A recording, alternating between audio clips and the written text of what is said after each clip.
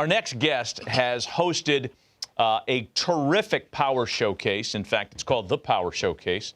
Going on, 15? This is year 16. Yeah, this is an annual visit for us. What's this, year 5 for us? At least. We're pleased to have Brian Domenico on with us once again, talking about the Power Showcase. Brian, good morning. Harold, Matt, as always, it's really nice to see you, and I appreciate you having me on. Well, we appreciate you coming on with us to kind of introduce our viewership to some of the kids that you've discovered and showcased in your Power Showcase. I mean, boy, the list is unbelievable. We watch the video of this thing all the time. Among the players that you had, and I guess you could talk on all of them, who's made your eyes pop the most at the Power Showcase? Well, as far as this year, I mean, it is tough because this was a year where there wasn't like that big human interest story of like the 525-foot home run or something along those lines. But there is a player by the name of Hogan Nelson who has attended 5 Power Showcase events, and he's actually a 3-time Power Showcase champion and won it as a 13-year-old and a 14-year-old. And then last year had to make a really big decision. He's one of the top quarterbacks in the state of Texas, and decided last year, after having a really good showing at area code, to kind of shift gears and focus strictly on baseball. And he came back as an underclassman and won in dramatic fashion. And he is one of those individuals that you have that has the it factor. When the pressure mounts the most and his back's against the wall, somehow, some way, he comes and he ends up pulling through and winning. And that's one of those unique DNA things that I think scouts and college coaches look for. Hey, Brian, I think we're in a unique time, too, where guys have perfected the home run. And do you see that early on, the art form of guys really knowing to master their swing for homers at an earlier age than before? Yeah, I mean, I'm glad you brought that up. The old adage back in the day would be that home run derbies would ruin a player's swing. And I'd be like, that's not really true, because there's so many different swings that are applied in an at-bat, whether it's an 0-2 count, or you have to hit and run, or move a guy over, or have to purposely hit a fly ball to the outfield for a guy who got a tag from whatever base. So I think that when you also put in the very beginning, when they're 12 years old and at Cooperstown, Cooperstown has those 200-foot fences, so the kids are enjoying that.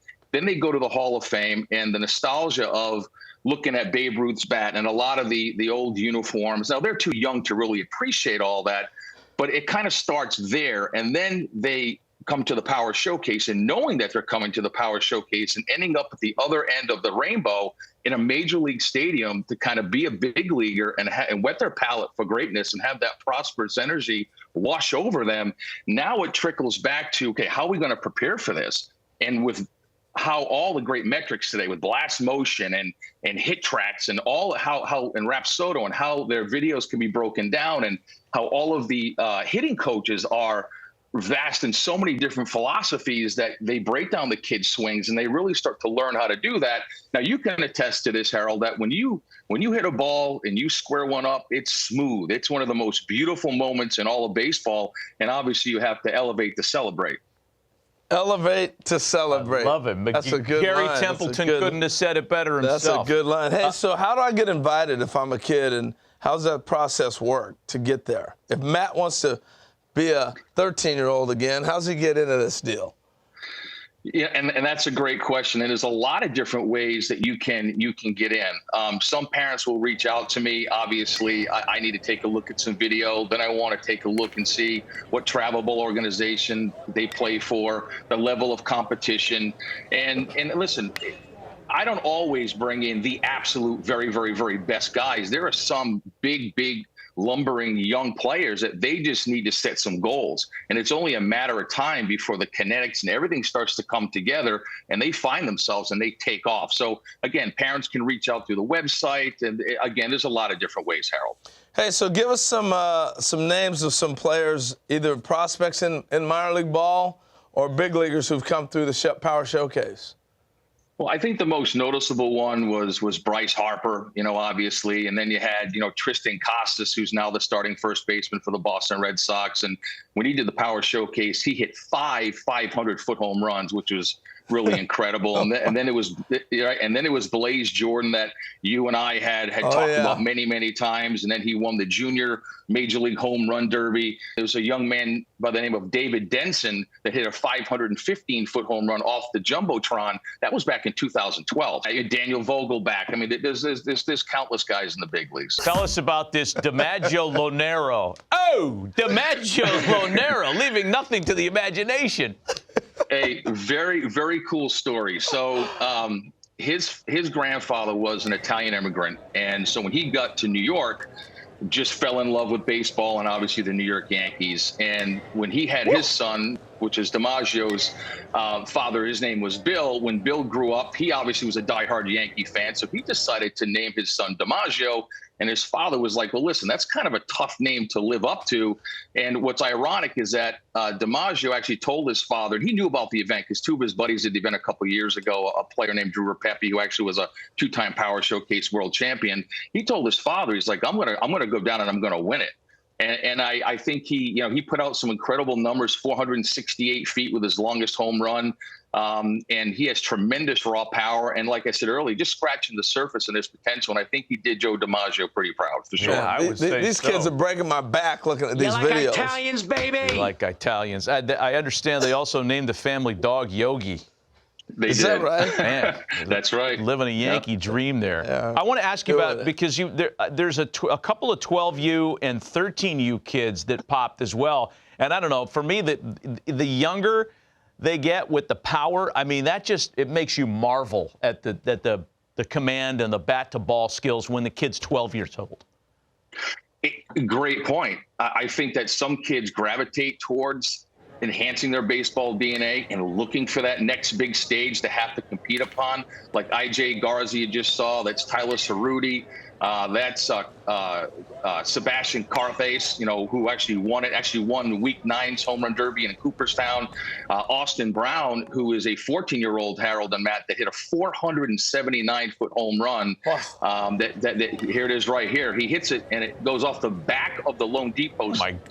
Check this out. Looks like Corey Hart. Beautiful, easy swing. Yep. Beautiful, easy swing. Oh, man, it's unbelievable. That is amazing. Now, one more guy, if I can here, is a 6'8" power hitter from Tennessee named Braden Turnage, and I did a little research. I think he's 16 or 17 years old. 6'8". And I did a little digging, and I wanted to find out, okay, who in today's game, position player wise, are the top guys as far as height. You had O'Neal Cruz, the shortstop with the Pirates, and then you have Aaron Judge, who plays outfield. But I wanted to dig a little deeper and find out who was the tallest major leaguer to ever play first base. And it was Tony Clark. I guess he's the executive director of the Major League Baseball Players Association, had 251 home runs and a 15-year career. But, 6'8", and he's an incredible basketball player, and he's also an ascending pitcher on the mound. Wow. That's scary. He looked like Richie Sexton. That's a good. I thought he looked like George Mirasan. Yeah, that's good, too. NBA player. Hey, Brian, we appreciate the visit as always. Congrats on another successful run on the Power Showcase. I know that kids love participating in your event. You had it a few weeks ago, and for folks that are interested, it's on the website. We have the information on the screen. Brian, we appreciate the visit. Happy holidays to you and your family. Always. Thanks, guys.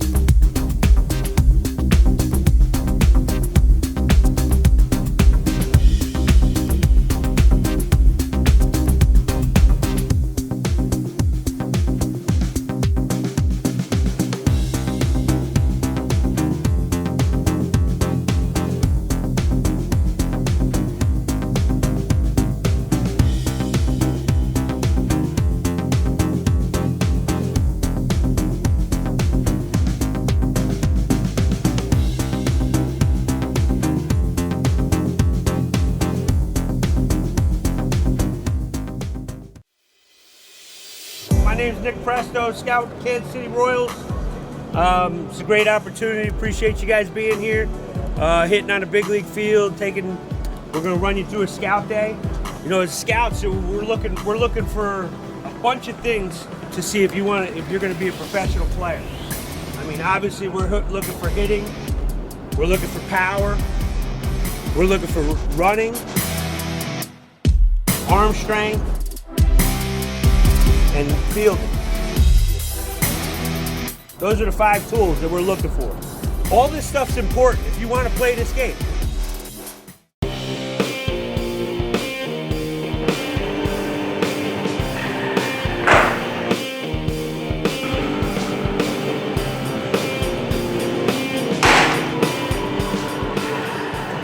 My name is Dylanger Wattles. I'm 14 years old and I'm from Simi Valley, California. It was one of the best experiences I've ever had in my life. It was so fun and it was a great learning experience too.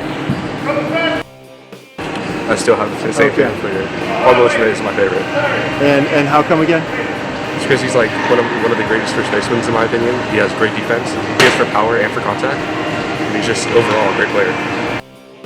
For my 3 innings on the mound is to throw strikes, produce sweet contact, and to just stay consistent.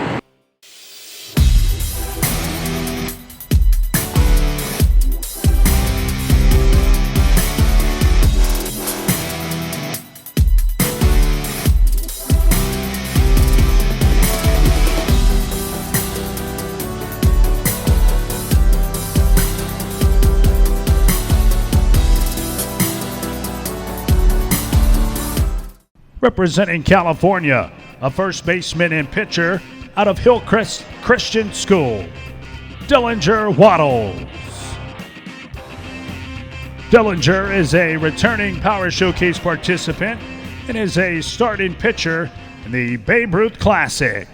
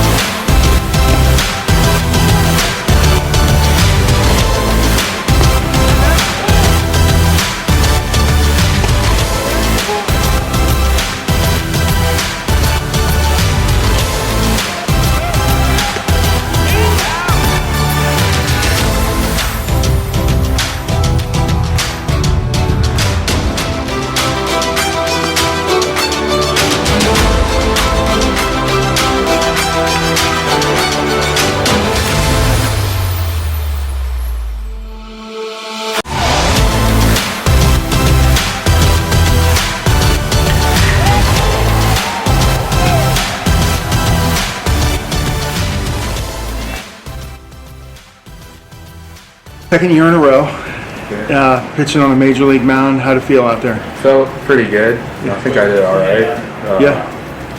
It's a lot scarier before you get on the mound than when you actually pitch on it. You flush all those nerves out, right? Yeah.